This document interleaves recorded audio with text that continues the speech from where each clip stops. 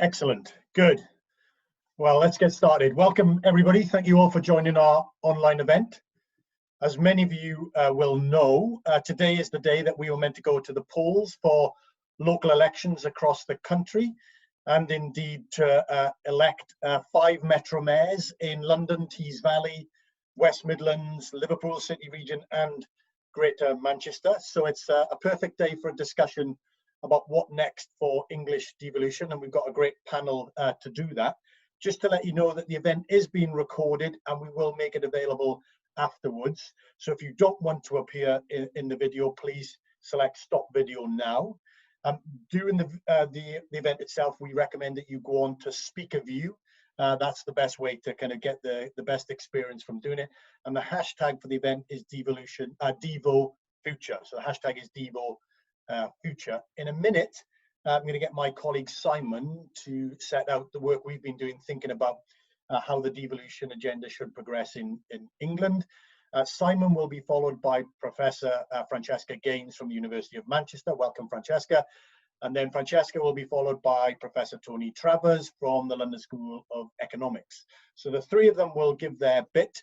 That'll probably take about 20 to 25 minutes or so, and then we'll have roughly 30 minutes for Q&As.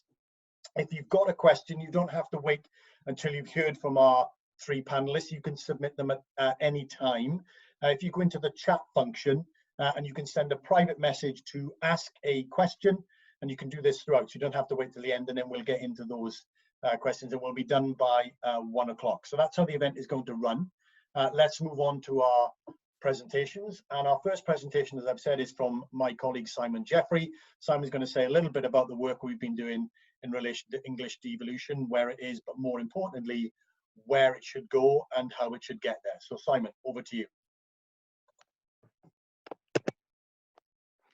Right, well, yeah, thanks very much, Andrew. It is an auspicious day to be talking about devolution in England, and I think it's still, despite the elections being delayed, still an important time, because there should be at some point a devolution white paper on its way, with an ambition to level up the economy across the country by helping to unleash regional potential, expand the benefits of devolution that's already happened across England. But clearly there's an element of reform of local government in there by asking about democratic responsibility and accountability increases in line with the spread of devolution. So clearly the view is about helping to improve economic outcomes, and I think it's always really important just to take a step back to think about how the economy looks across the country. The economy is not randomly or evenly spread. It concentrates in cities. This is jobs. So if we're thinking about what is the devolution that will help support local growth across the country, then we really have to take into account the fact that cities are important drivers of growth, not just within the local authorities, but in the surrounding areas as well. And if we think about unleashing potential, let's be really clear again on the places where there is so much more that we should be getting from these economies and support we should be giving. And that really is these cities in the Midlands and the North, in particular the larger cities, which have, could really do so much more, and that should be benefiting from devolution white paper. And it's not just for these areas that they should be thinking about improving their economies. What we know is that the health of a city economy is really closely linked to the health of the town economies that surround it, showing that whilst these places might be in different local government areas, there are linkages between the economies of the places. So this must be at the forefront of thinking of any reform in the devolution white paper. But government has been thinking about this. If we just think about the last 10 years, there's been a whole slew of changes and legislation. I think most notably on this list, you might say the end of the regional development agencies, creation of LEPs, and in 2016, the Cities and Local Government Devolution Act, which enabled the creation of metro mayors directly elected at the scale of the city region in a number of places. And the devolution white paper is the next part of this process. Simon, just to interrupt you for a second, can you share your slides with colleagues? Is it? Share your screen. Oh.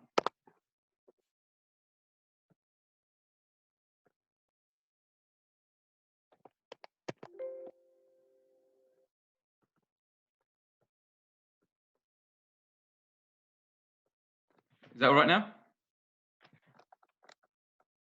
Have you got that? Yeah, that's fine. Great. Yes, that is working. Yeah. So which ones did you get to? We didn't get any of them. Oh, okay. Well, we know that the economy is concentrated. You can see that with the jobs. We know that the places that are underperforming are concentrated in, Birmingham, in the Midlands and the North. So these are where we should focus on. And we know that places that are struggling in terms of cities, the towns near them also struggle. So, Can you do a little plus sign? I can't. Sorry. So the linkages of local economies go beyond local government boundaries, and that's what needs to be kept in mind. Over the last 10 years, there's been a lot of this change, which has brought us to the devolution white paper today. And the change that we have seen over the last 10 years has gone from London, where there has been a mayor since 2000, and today we have 8, and there'll be soon be 9 metro mayors across England, and a devolution deal in Cornwall. If we look at how that has helped on the UK's urban areas, well, about the dark purple areas are where you have a metro mayor and is an urban area, as Sense of Cities looks at. And that's about 70% of people living in the cities that we look at. But as you can see, there are still quite a lot of light purple areas. Those are cities that do not have any devolution deals. And then there's a whole lot of grey as well for the rest of the country. And that's, talk about 55, 60% of the country has not had anything in terms of devolution in the way that metro mayoral areas have. So, the white paper has to address 3 issues, which to some extent have been addressed over the last 10 years, but there's much more to do. And they are that local economies and local government boundaries don't match up. They're that local government policy and capacity is fragmented inefficiently between different tiers of local government. And thirdly, they're that local government is underpowered.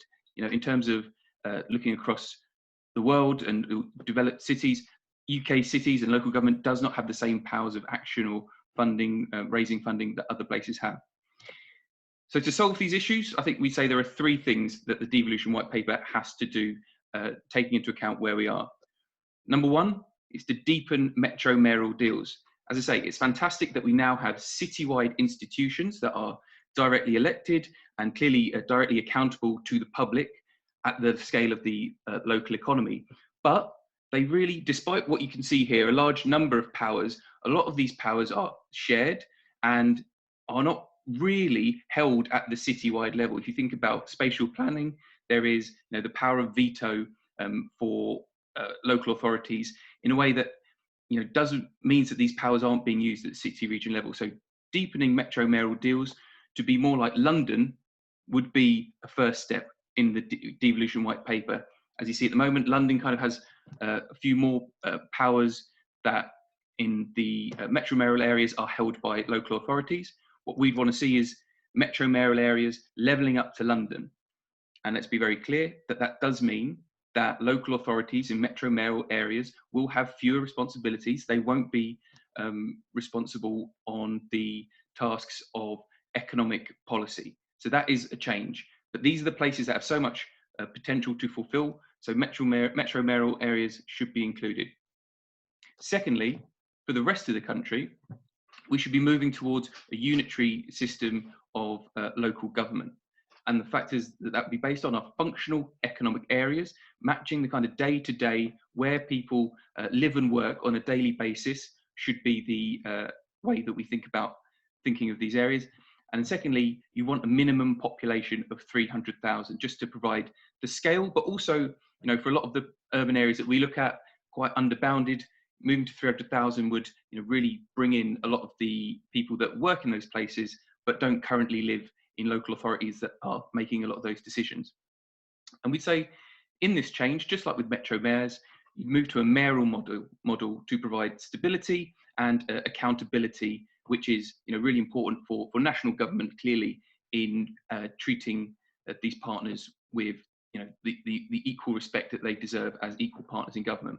For places that are over 700,000 population, those are the places we think you should have the metro mayoral model rather than a large unitary. I mean, let's take an example. If you think of Nottingham, Okay, it's about 670,000 people as we look at it, the urban area, but that includes 4 local authorities, and Nottingham itself is only sort of 300,000 or so in the middle of that. So the local economy, where the people are living and how they're travelling into work and how businesses are, getting workers in, it crosses boundaries. So, and they've each got their own electoral mandates, and so coordinating policy to help the wider Nottingham economy is made difficult. But then beyond that, it's not just Nottingham there, which is a unitary, but you've got Gedling and Broxtowe, which are districts, and there's Nottinghamshire County Council above, and Erewash, which is part of Derbyshire, it's a district. You have these powers split between different levels of local government. I've selected just some of the economic powers here, but you can see in the, the 2-tier parts of the country, you have this conflict that arises by powers being shared across different levels, and then you also have local economic partnerships having some say over what's done. And this causes challenges in terms of coordination, and sometimes outright conflict. The district's incentive to allow housing is very different to the county's incentive, which has to pay for the infrastructure, things like that. So not really being able to make efficient use of the powers that are there. If you think through what that might look like sort of stylistically, you've got your LEP there, you've got your 4 upper tier authorities, and then I think you have about 20 or so authorities at the lower level trying to coordinate policy across these areas with the different interests and needs. We think is causing unnecessary conflict and coordination problems in using the powers that exist. And we say, let's move to larger unitaries, which take into account functional economic areas and the scale at which people live and work. And you'd end up with something like this. You'd have 4 out of more than 20 bodies. People think this is going to be a very difficult thing to do, and there's no good time for reorganisation.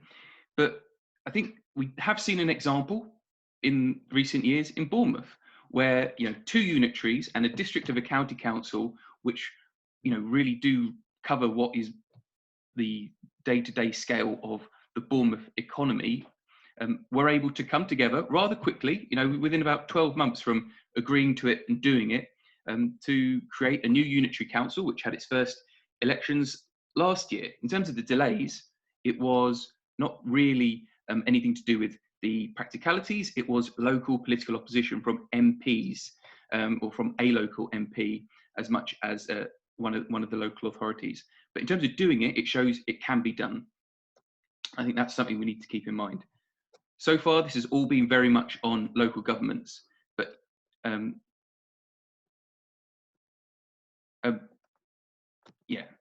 in terms of what that would look like, you'd have the rest of local government would move from having all these LEPs and probably around 100 unitary authority, 100 local authorities, towards a system where around 50 city and county mayors would be running the rest of the country. So you'd have this clear and consistent system of government across the country that national government can work with. And I think once these changes are through, and it's all been on the local government side, government has to change its relationship with local government in response to this. I think it's a good sign that they clearly have done with metro mayors, but the system where even the most quintessential local activities, where it's collecting the bins, setting the council tax, figuring out how money raised from parking fares is spent in a local area, or deciding on what the local bus service is, are not able to be set by local authorities to serve the needs of people or the local economy. And I think the ways that you would get to that are, if government gets the reform out of local government that it clearly thinks it needs to have a partner, then it needs to respect that change and move towards increasing the powers of local government, levelling up to London-style powers everywhere, moving towards allowing places to use the funding it gets from national government as it sees fit in its local area, moving away from lots of little streams of funding and assurance frameworks towards a block grant that allows local priorities to be funded. I think there would also be an element of higher central funding over the next decade. The last 10 years have been very difficult. We've called for an end to austerity. Really has to be something there for local governments to reform and grow and change the ability of places to deliver economic growth and better public services in places. And I think if you look across the world, so much more ability to raise taxes locally. And we think that's an incredibly important way of, if they're the right taxes devolved, to not only raise money to invest, but also, improve, there's nothing better than the money that's spent in a place being raised by that place. If national government's ambition is for every pound of government spending to be spent as wisely and prudently as possible. So, getting to that point, it would be great, but government has to set a clear timetable to make it happen. We've had 10 years of reform and we've kind of half gotten to metro mayoral, the situation at the moment, but still some bits haven't worked. If government wants these changes to happen, to improve, unleash regional potential, then it needs to set a mechanism for these changes to happen. And that means moving from a deal-based process so far to a rules-based process, so places know what they're doing. Set a clear timeline for that change. It might be, this will happen within 12 months, but bring forward proposals within 6.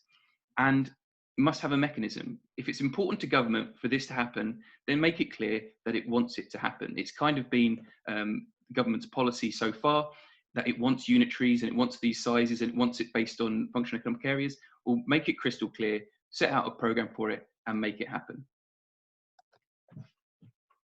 I'll finish there. Brilliant. Thank you very much, Simon. So as Simon said, in a sense, what we're trying to do now with the work that we're doing is go beyond making the general argument that devolution needs to happen and actually say something about how we would do it.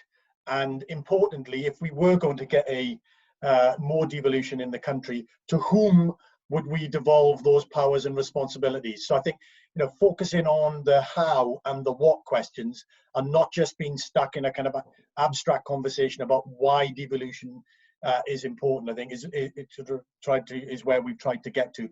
We've had quite a few questions in already. Keep them coming in. Once we've heard from Francesca and from Tony, we will definitely be coming to you. But our second contributor, as I've already said, is Professor Francesca Gaines from the University of Manchester. Francesca, over to you. Unmute your mic and away you go. Okay, I think I've unmuted. Yeah, good. Well, first of all, thanks Simon and Centre for Cities for hosting this discussion, because it's such an important one to have now, especially as we're all trying to think about how to navigate through to Build Back Better. And, looking back just a few short weeks, the Devo agenda seemed to be have that levelling up wind beneath its sails, with the devolution white paper and the budget heralding the announcement of the West Yorkshire deal, the promise of fair funding review, the review of adult social care. Essentially, as you were talking about, Simon, the essential minimum fiscal freedoms necessary to move beyond a deal-based model. So there was the possibility of a roadmap with, I think, really strong incentives for the reforms that it required from local government. And the agenda at that point seemed to me to be, how far can there be a framework that applies or is imposed everywhere? Are mayors the only model for combined authorities, and how much fiscal freedom would be on offer? And those questions absolutely remain, and that's why I welcome your presentation and the framework and the suggestions you have. But I just want to obviously acknowledge that only a week later, full lockdown, and we've entered this unprecedented situation, which will have profound impacts. And it seems to me during this time, local government, and certainly in Greater Manchester, working with the local authorities, they've responded magnificently, ensuring the delivery of many services, working with communities to coordinate support for the vulnerable. And this is going to have severe kind of financial consequences. From central government, we seem to see still ahead of steam for devolution, with the developments around Lancashire and support for the West Yorkshire deal, although the delay of fair funding. So, but I have to say, obviously, post-COVID, the Devo agenda has some real challenges. I mean, thankfully, Tony's here to cover this brief, but it seems to me there's a full meltdown in government finances, that local government finances are going to be extremely precarious due to COVID spending and the loss of income generation. There's a huge impact on private and public sector anchor institutions, and the awful impact of a fragmented, undervalued and underfunded social care system, which has become a political priority. So this is going to have direct and indirect effects on the devolution agenda. So I just pose these questions. Firstly, will Whitehall and Treasury now let go of the budgets and responsibilities needed? And will a local government sector that's been so valiant and delivered and have huge challenges, will they have the appetite to take on the reorganisation implied? And I hope so. I really hope so in both cases, because I feel more than ever the challenges of building a post-COVID sustainable and fair local economy would benefit enormously from having combined authorities to coordinate the joining up of local industrial strategies, integrated transport, affordable housing, integrated health and social care, and crucially across urban and rural areas. And that argument has to be made for the rural areas, because it's got to convince Conservative backbenchers and councillors. And I also think that mayors and the directly elected model really provides the model that can bring together local governments, as you were depicting, Simon, and areas of provision and local stakeholders. And I think combined authorities are a key link between the local knowledge and engagement of local councils and national government. So, you know, I really welcome your framework, Simon. I have a couple of questions I'll throw out. You know, is it only economic agendas? You know, is the foundational economy and the picture in social care bringing in a broader social agenda? I also think it's going to be key to engage communities. There must be a democratic conversation, and that essentially requires leadership and a vision, a real vision for how combined authorities can build back better. And I always want to point out that there should be diversity of decision making, people in decision making responsibility, and that we really need a democratic conversation that acknowledges diversity. So, but thank you for that paper, and I'll finish now and hand over to Tony. Brilliant, thank you very much, Francesca. I know you can't see the questions that are coming in, and they're brilliant questions, by the way. So the panel are going to be stretched, but just give you forewarning on these. But you're already preempting and giving snippets of responses to some of the questions that have already been put out, Francesca. So that's fantastic. So our third contributor, everybody will know him, Professor Tony Travers, London School of Economics. Tony, over to you. Okay, well, very good, and like Francesca, I just congratulate the Centre for Cities for running this event today. So what I'd like just to do is to respond. I mean, I think it's absolutely right what Simon suggested, that there needs to be a step forward in terms of the organisation. I'm generally not in favour of local government reorganisations, but it is undoubtedly the case that the existing system of local government, particularly in Shire England, where you end up with counties, districts, and potentially a combined authority, this is what's true in Cambridgeshire, for example, is problematic. I mean, it just looks like too much government, and certainly worries a number of MPs, particularly Conservative ones, who are, after all, the party of government. And I think that does need to be discussed, even though, as I say, reorganisations of local government have to be approached with caution. I mean, everything we now talk about is in the context of the ongoing and now medium-term crisis generated by coronavirus. And I think this is such an important and remarkable incident, remembering that, you know, this morning the Bank of England talked about the possibility of a 14.5%. Yeah, that was effectively 3 to 4 times the size of the 2008 banking crisis. And with, you know, the most optimistic hope, there would be a V-shaped response, recovery of the economy. My fear, it'll be a bit more U-shaped and possibly with L tendencies at the beginning. And against that backdrop, it's a most important moment, begging a question whether it's such a remarkable time, like the end of the Second World War, that it's an opportunity for some kind of reset, constitutionally, socially, and economically.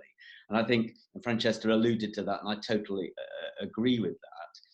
I think looking forward, one of the challenges we all have is that even if central government sees it in this way and is benignly disposed in its white paper to more devolution, you know, how much bandwidth is there going to be in Whitehall, given it's dealing with the fallout from COVID-19, and lest we forget the run-in yet again to another no-deal Brexit world. So all of that's going to be going on in parallel to us. I think I speak for many of us on this call, in this meeting today, who broadly sympathise with the idea of greater devolution, regardless of the precise steps that take us there. So, on a positive note, one of the things that I noticed from the response to the COVID-19 crisis is that the UK national government in London has had to treat local government much more as partners than normal. It requires formal local government with staff and buildings and the capacity to deliver services. It's got to provide additional resources for them, given that councils, in many cases, particularly city councils, have lost income and end up with significantly higher spending. So there's a better engagement between the Secretary of State and MHCLG and local government, I think, than for some time, and that's something to build on, positive thing. And local government's going to be important moving forward. So then the question is, not just local government, but the most effective form of subnational government in England to allow the economy to recover. And, you know, in a square bracket, we're all still signed up to the idea of helping people and places that have not done so well out of the economy that was working up till the beginning of March. We don't actually have the faintest idea what the economy is going to look like, nationally or subnationally, a year or two from now. And by the way, we won't have data about that for another year or two after that. So quite what the levelling up, rebalancing, which economies have done well and so on, we won't know, and done badly. So in that sense, devolution, greater devolution, would allow a much more flexible response to the recovery than trying to do it all through national government. Now, that's not to say national government won't still have a role through furloughing and the withdrawal of that and the need to target resources for investment after all of this. There can't be more austerity, I guess. So there's still a role for national government. But the question is, which form of subnational government in England will work best, not only for those areas, but for central government itself in delivering the recovery and long-term, more balanced economy that I think we're all committed to. So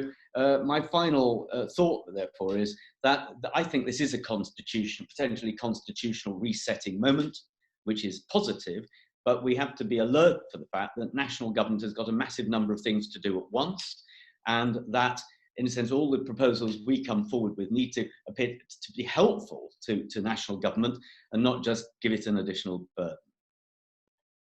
Excellent. Thank you very much indeed. Tony, as always, as we were talking just before we came on stream, that local government reform, devolution are often those sorts of issues that people say, well, it's never the right time to do reform. Particularly on the back of the current situation, and that is partly true. But I think there is an argument as to now is the moment to try and grapple with some of those bigger questions that the crisis has revealed, but also gives us an opportunity to do it. And if it's not now, it's when and or if. And so I think that's an important point to make. We've had loads of fantastic questions. Keep them coming in. You can post them. We're keeping an eye on them. The way we're gonna run it is we're going to take one question at a time. Some questions actually are similar questions being asked by many, and then I'll point at various people, Tony or Francesca or Simon, and then we'll get responses from them. There's been several questions which just touch on a little bit both where you finished, Tony, but there's a good question from Graham Southern about the motivations for government. So I'm going to ask Graham if you can get ready to unmute your mic, ask your question, and then I'll go to Tony, Simon and Francesca about their questions. And so the question about motivations of government. Graham, unmute and ask your question. Yeah. Graham?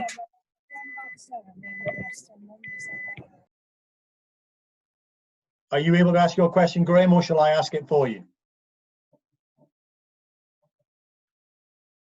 Okay, let me just ask the question that Graham. So, I mean, it's a basic point that was asked by others, but why would Whitehall shift to a federal arrangement or to a more devolved arrangement? Why would they do it, and particularly, what are the motivations? And I'll add in a kind of slight element to it. If we are having to continually convince Whitehall and indeed Westminster of the arguments and the rationale for doing so, are the stumbling blocks the politicians or the officials? Tony.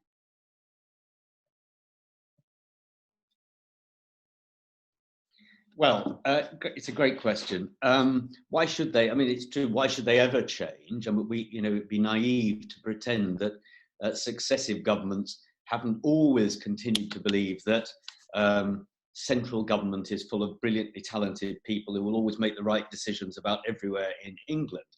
And often they will, and they have the resources. And the point about needing to develop resourcing as well has been made by Simon. I think if anything is to alter now, it's because the government needs a much more flexible response to the economic shock than it will get if it tries to do it all from 2 or 3 offices in central London. I think it's not central London's fault, it's just it could be 2 or 3 offices in any part of England, really. So I think it matters because the reconfiguration of the economy that's going to happen is likely to occur in a way that fits local areas better if there is more decision making at subnational levels than if it's all done centrally. So that, I think, would be my response to you. There was a second part to your question. So the second part was, if we buy that and government, do you see who do we need to convince the most, the politicians or the officials? I think we probably need to convince Alok Sharma, actually. I think the business department will have an enormous role going forward here. And I think they will know that economic conditions vary. And actually, as I said, we don't know how they're going to vary differently after this. So I think that getting politicians to empower civil servants to decide that now is a constitutional moment where we need to approach things differently is where to go. I think civil servants, wonderful people all, kind of will always sort of believe that it's better if they hold power centrally. And I think politicians, all of whom represent local areas, know there's an argument here. Okay, very good. Simon? Well, I would, rather than repeat what Tony said, I think there's a potential here for government getting ahead of what I would expect maybe from the sort of Scottish and Welsh example, that, once you have these bodies, think Andy Burnham, think Sadiq Khan, if they're spreading across the country and they do have strong legitimacy with their electorates to push for these changes, then government may end up having to do it. I think there's almost those soft powers, that ability to be legitimate political actors, even if they don't really have strong legitimate political powers at the moment, is something that I imagine would be my prediction will continue to grow. And so, you know, it's a question of, are the civil servants, is government going to, you know, accept that this is something that's going to change, that they're not going to abolish metro mayors or this sort of reformed local government, and you know that this is going to sort of develop a kind of momentum of its own, as I think we have seen in terms of powers going to Scotland, powers going to Wales, which, you know, really incremental, only quite recent. You know, some of the bigger changes in Wales have happened that I think, you know, will start to warp the system. Okay, very good. Francesca, any additional thoughts on that question?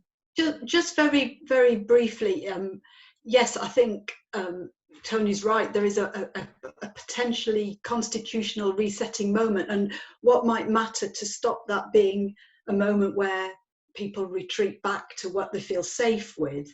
And I think it's data and vision, and so it is incumbent for those of us who have data about the impact of devolution to try and share it and get it out there. In terms of vision, I think possibly the fact that Boris Johnson was the mayor of Greater London is probably a very helpful thing, because he does understand how local economies work. Okay. And in terms of where we have to break down officials into different parts of Whitehall, and I suspect there'll be different departments will respond differently, and likewise politicians. Really, the key groups of people are the Conservative backbenchers, I think. Yes, no, a very good point. Very good point. I want to move on, and Vicky Seedon, you've posed two questions, but they're kind of related. But I particularly want you, if you don't mind, focusing on your first question or your first statement, which is about the way that we achieve the devolution sort of objectives that we've set out. So, Vicky, if you're there, I am here. Unmute, ask your question, and away you go. Can you hear me? Yes. Okay. Perfectly. My concern is that for all the speakers, you're talking about what happens nationally. And my concern, I mean, the contradiction between supposed devolution proposals that are imposed nationally without there being local buy-in or local popularity or local pressure, it just won't work. Okay. Very good.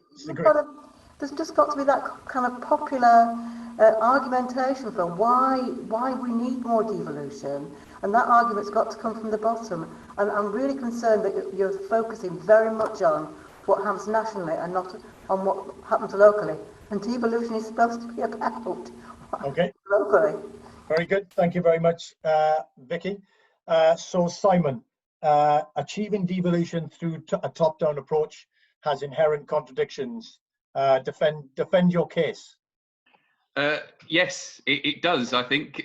But I think this is one of those difficult things where I think so many of the reforms have in the past have been, you know, top down and changed, and the system that we have now is this sort of very unplanned. You think of the reforms in the 70s, creating the two-tier system. Then you've had you know, metropolitan counties. Then in the 80s, you take away the Met counties, and then there's been sort of slow process of unitarisation. So, you know, places like Nottingham got that in '97. I don't think the system, anyone planned it to be like this, and there was any upswell of opinion for be as it is. I think in terms of people wishing that there was local authority, there were 32 boroughs, or you know, I don't see that it was quite an expression of local will, the structures that exist now, that changing those structures is somehow you know, disrespecting a local will, because I think we've kind of accidentally ended up where we are, and without a rational thought about which power should go where and what the scale should be. And I think we should be willing, yes, to say that let's have a clear view of which power should go where, how can we do this effectively, and you know, that is what it should be. So yes, absolutely, it is top down in that, but I think that's what we have at the moment is just an accident. Okay, very good. Francesca, your thoughts on how we manage that, the relationship between a top-down approach and reflecting and recognizing we need also to, you know, to incorporate communities and a bottom-up approach as well? Well, I think there are three things. I think, first of all, where we were heading before the implications of COVID became real was that there were strong incentives which helped people have conversations that they wouldn't otherwise have had. But in order to make that something that is in the least bit attractive to contemplate change, you do need a vision for the future, and I think that's essential at the moment. Is for politicians at the centre and leaders locally to have a vision for how they can make improvements in their local areas. And yes, I completely agree that there needs to be a democratic conversation, and all I can say is that has to be a key part of the agenda. Okay, Tony, can you just give us a, I mean, we've seen different approaches. London boroughs, you've written a book about that. We've seen stuff in Scotland, we've seen stuff in Wales where we've had reorganisation, which has been a kind of combination of top down, bottom up. But you know, what do we take from that? Well, I mean, I absolutely get Vicky's point. I mean, I do see that there's a problem that, you know, people like me, us, chatter away about devolution all the time. And, you know, it's not top of most people's unprompted issues. But the challenge we then face is that we're left with the default position, which is massive centralisation. That is the real problem. And you know, we wouldn't have started from here. So I think in the end, as with all issues in political life, you know, there are lots of issues that aren't top of the the British public's unprompted political agenda, but where people lobby for change because they think it's better. And this is just another one. I mean, there will never be a perfect, and I know you're not suggesting there would be, reform here, but I'm afraid it will not be possible to get people in all the local subnational areas of England to agree exactly what form of devolution they want. And anyway, national government will always impose some degree of uniformity. So we are left, I concede, with the paradox of centrally imposed devolution, but in a system as centralised as Britain, England within the UK. I think that's just about inevitable. And we've also had over the last half a dozen years a sort of deal-based approach to devolution, where some have got it and some haven't got it, which rightly then those that haven't have been rightly complained or been worried about them being left out. So I think there's always that kind of interesting challenge and balance. I want to move on to another question, again related to kind of variation. Kezia wants to know a little bit about different powers for different places. Kezia, if you're there, yes. Can you unmute, ask your question? Kezia, over to you. Hey, so obviously not all existing combined authorities have the same powers, particularly kind of comparing GLA to other places. And there's even a difference between mayoral combined authorities and combined authorities. So how, and actually that in some ways is appropriate for the needs of the areas.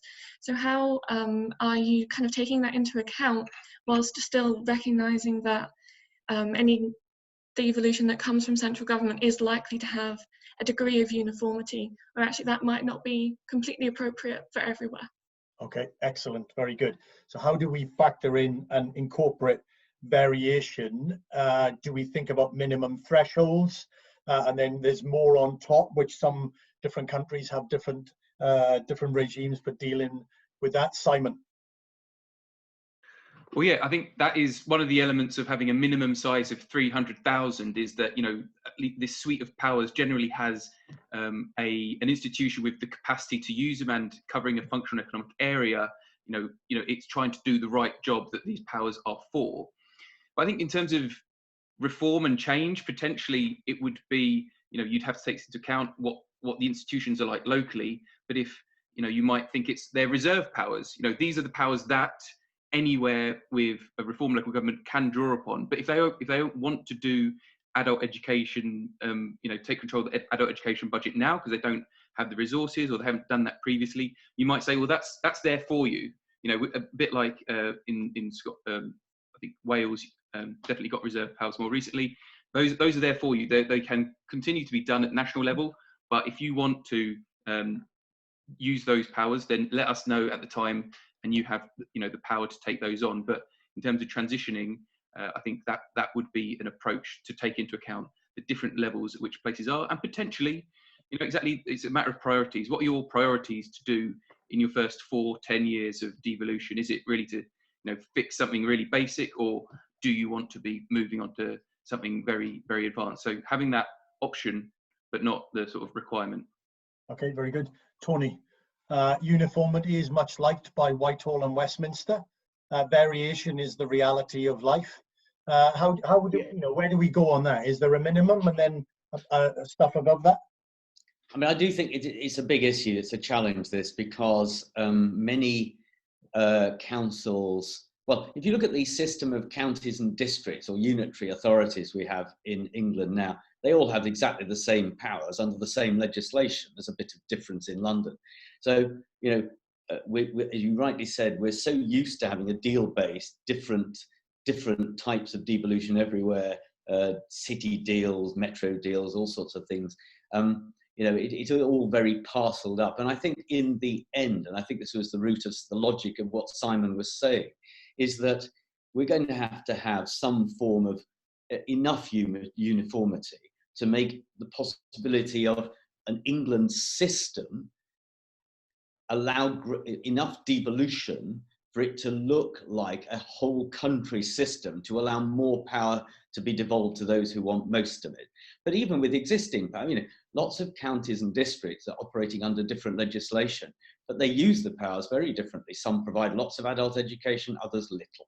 So, you know, councils wouldn't be forced to do things, but I think we have to have a degree of uniformity in the end in order to get national government to be comfortable with it. Yeah, agreed. Francesca, your thought on that? Yeah, you know, I just agree with the two previous speakers. So, yeah, I won't take time because I agree. And so let's have chance for another question. Okay, very good, very good. Let's go to Chris Paul. Chris, are you there? If you are, unmute your mic, ask your question. This now begins to bring together, and we've had several questions in relation to, does COVID change things, both in how we think about government and local government, but also the nature and challenge of the task? So, Chris, are you still on the call? Yes, I'm here. Excellent. So away you go, ask your question, Chris. So post-COVID, I think mobilities may change completely. Working from home and co-working near home may rise substantially, partly because workers are getting a taste for it, partly because organisations use it as a chance to go lean, and partly because high car traffic wouldn't be sustainable until transit is trusted. It's going to bring big effects on city economies, city centres going down, district centres up, satellite towns up, sort of agglomeration in a physical sense with many equalities issues around it as well. What policy response will be needed if this happens to any great degree?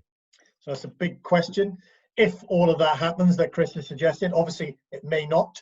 That's not the debate for now. Let's hold that Chris's assumptions are fair and are possible. Does that change the nature of how we should think about these kind of questions and issues, particularly because of, from our point of view, we are starting from a particular perspective and then work out from there. So let's go to Francesca. Do you think that the geography question, the patterns of work question, how they might influence the decisions we make about scope and coverage? Francesca. Can you hear me? Yes. I absolutely think it must do, utterly. This is as my former colleague Jerry Stoker would say, it's a no-brainer, this one, really, absolutely. And this is why I think combined authorities are utterly critical, because it's only at that level that you can bring together and have a proper conversation between the leaders, the democratic leaders of local government, local MPs, and a combined area, rural and urban, about providing integrated transport, about a local industrial strategy, and about tackling the foundational economy to have a focus on building back a fairer and an environmentally sustainable economic base. And you absolutely need the glue in the middle between national government and local councils to have the right level of knowledge and the ability to convene it, to advocate for it, to bring it about. So yeah. Okay, very good. Tony.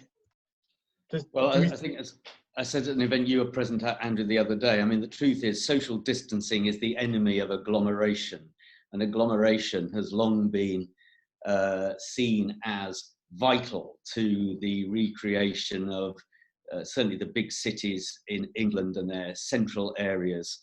And so I think there has to be, and not to go into this in too much detail, a short and a long-term effort, which, as Francesca has said, will be best led at the city regional level and other subnational levels.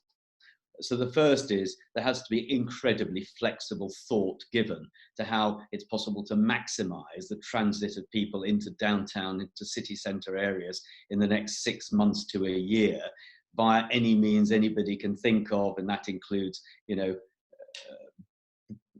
broadening pavements, allowing businesses to open longer, getting in by any means you can think of, including potentially, though we should never say this, cars a bit more perhaps for a while. But then there has to be a massive effort to re-engage and get people back into public transport. And that will be a major issue because, you know, a lot of the proposals to improve the economy of cities in the Midlands of the North involved the logic of massively improving their public transport. So for that reason, as well as protecting the systems we've got, there'll need to be local policies to get people back on public transport by whatever means as soon as it's humanly possible and healthily possible. Okay, very good. Simon, I won't come to you on this one because I'm keen to get one more in because we're getting very close to 1 o'clock. Mark Williams, Mark, if you're there, you asked a couple of questions. They're related. I particularly want you to ask or focus on your second question, if you don't mind, which is about, you know, through the process, do we get more resilient, more, you know, economically strong institutions as a result of it? But Mark, ask your question. Thank you, and thanks everyone. So my question is how can we make local and regional government, devolved governments' budgets more resilient to economic shocks, particularly if some of the policies that are being touted, and think of recently with business rates, for example, that if those business rates and mechanisms for income fall during economic shocks, how can there be a stabilising mechanism from central government so that local government doesn't fall over? Excellent, very good. And you're also kind of asking a question about, even in a more devolved context, which we see everywhere, you would still need some kind of redistribution at the national system, which places like Germany have, and others that are more federal than obviously we are. Simon, over to you. You get your first stabs on that question. Yeah, I think there's two elements. There's how can places be resilient in terms of their tax base. I think if you were going to devolve and create a sort of sustainable funding settlement for places raising their own money, you'd want to have a tax base that was potentially taking some diversified, so it wasn't just, as at the moment, you know, so much based on business rates, which, you know, just a change in business behaviour might affect that, let alone a shock. But in terms of the resilience to, if that's a national shock, I don't think it should ever be up to local authorities to deal with it. That is what the government is there for. You know, I assume, you know, in terms of ensuring against these kinds of big issues, if you've got a devolved tax system and, you know, it responds to an economic shock and it's a national one, then really is going to be the national government that should be doing that. And, you know, in terms of funding, things like, you know, automatic stabilisers, that should all be done through the national level, I would have thought, at least in the vast majority. So yeah, there has to be a mechanism for that. If it's local, if it's the northeast has a shock, then obviously the system has to adapt to that. But yeah, in terms of just a diversified tax base should be the standard. Okay, very good. Francesca, thought on this? I mean, I suppose, you know, is the requirement for us to, you know, establish more robust institutions? Should that be a kind of principle that would inform us when we're thinking about a form of devolution in England? Yes, absolutely. I'm going to say I think this is a good question, because I think it presents such a potential difficulty for the path of devolution, in the sense of, you know, I think I was sharing with you that Tony Travers taught me local government finance 32 years ago, and not a lot has changed since then, other than perhaps this devolution of business rates.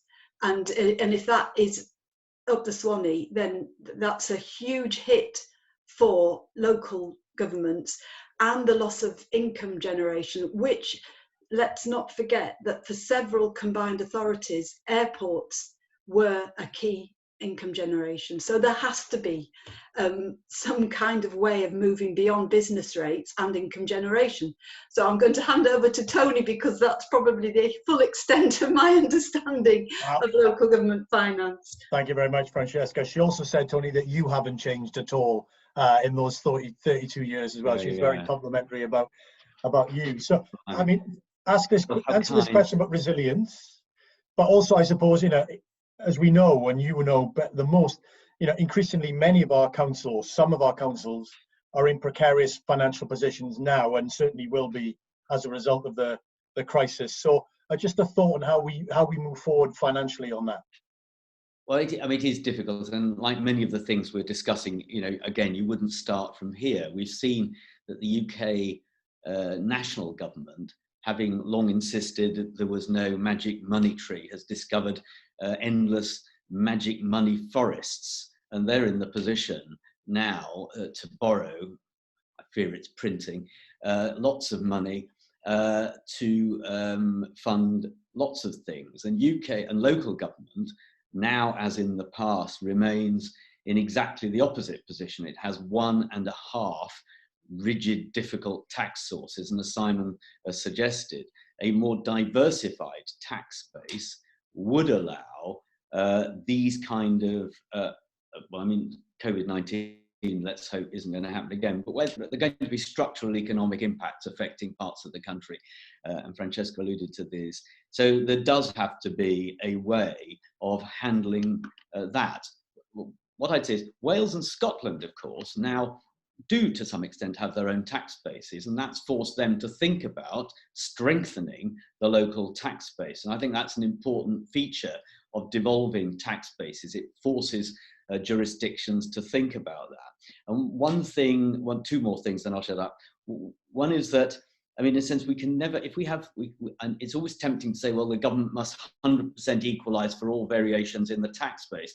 The difficulty with that is there's no real point in having a local tax base if that's the case. You've got to have some degree of incentive and some decision-making locally about how the tax base performs. And my final thing, and many of you will know this, but I only picked it up yesterday, is that the government has decided to postpone the 2021 business rate revaluation. And that is very, very complicated, it seems to me, and for another day really, because that means that all businesses in England will carry on paying business rates insofar as they do based on the economy of 2015, which is when the last revaluation was dated. Well, the economy after all of this is going to be very different. So I think all of us in City, with an interest in City and combined authority type and devolution type reforms, need now to apply our minds to how to get around the fact that many businesses are going to be paying business rates on the basis of an economy that no longer exists in quite the same way. That's at a tangent, but I do think it's an important issue to bear in mind. No, and it does, and it reminds us of those kind of challenges and issues that we need to grapple with. We are, along with many other things, and you can find more of the work that we've been talking about today on our website. We are just about, well, we've done work in the past. We are about, again, to look at the reform of business rates, particularly given the circumstances that we are now in.